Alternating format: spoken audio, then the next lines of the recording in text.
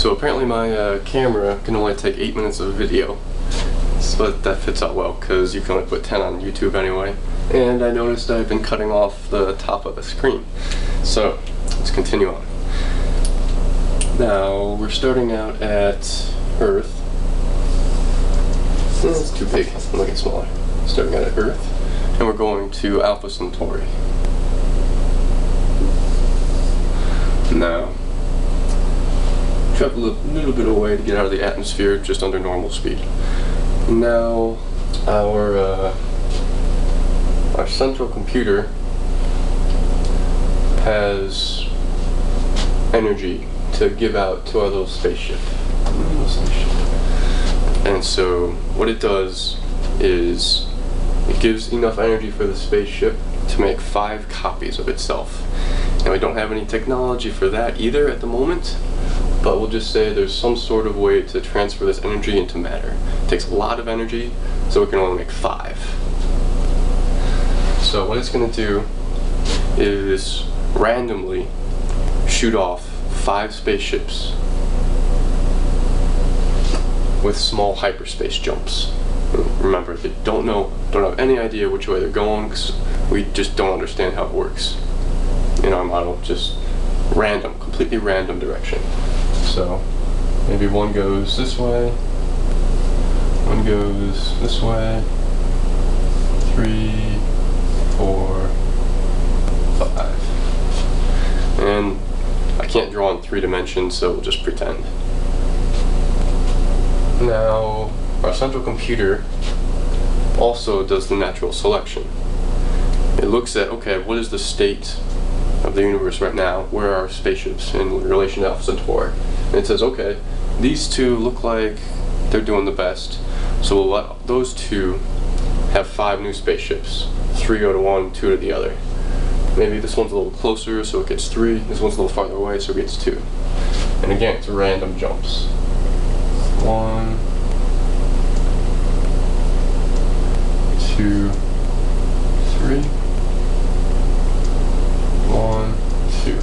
And humans are notoriously bad at making true randomness. So I'm just going to do my best and bear with me. Now these 2 look like they're doing fairly well. So we'll give them 5 more. Maybe this one's a little closer, so we'll get 3.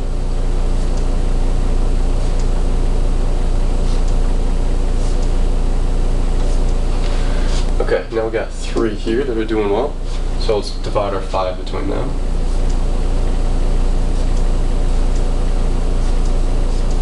These 3 are doing well.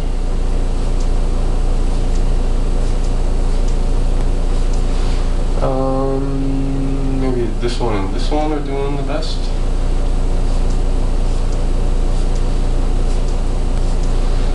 Okay, maybe these 2 and that one.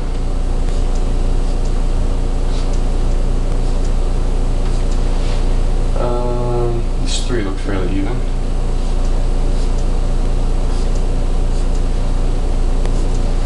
Okay, maybe this one is the best. Let's go with that one.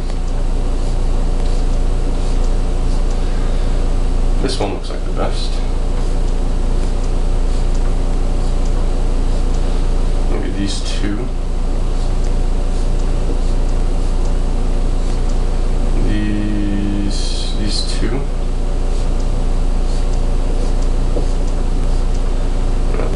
This one's actually probably close enough to just do a little non-hyperspace travel when we're there.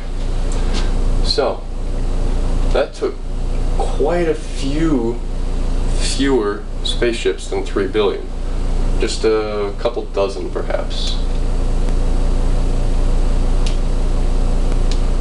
Now you could say this looks quite a bit like a evolutionary family tree. And why don't we highlight the good path. And now maybe perhaps the computer has stored information on how to follow this path again. So now we know exactly how to get there. And there's something else in nature that looks a little bit like this, quite a bit like this actually. lightning.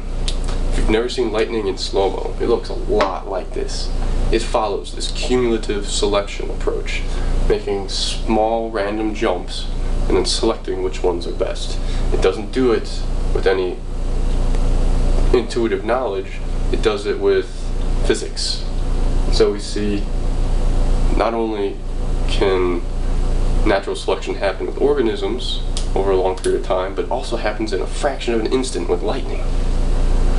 So, now let's use what we've learned and apply it to Agile. Let's put Agile over here.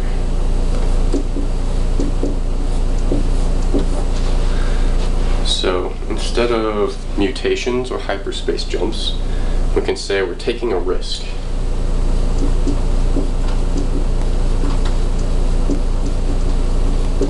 Because inherently a mutation or hyperspace jump is risky.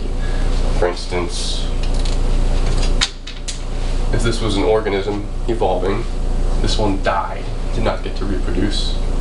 These all died, did not get to reproduce and give their genes to the next generation. So it's risky. I'm not going to finish. So and now we can say instead of natural selection or a central computer, we have retro meetings where we can decide what was good and what was bad, keep doing the good, and stop doing the bad. Now instead of environment or energy, we have resources, money, employees.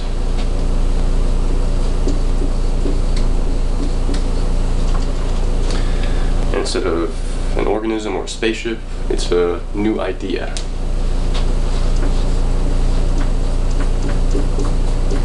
So, in an agile environment, what you want to do is take small chances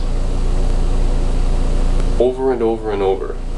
Each iteration, take some small chances, whether it's having a developer spend a day researching something new, whether it's spending a whole iteration using a new technology. But the most important part is at the end of the iteration decide, was this good or was this bad?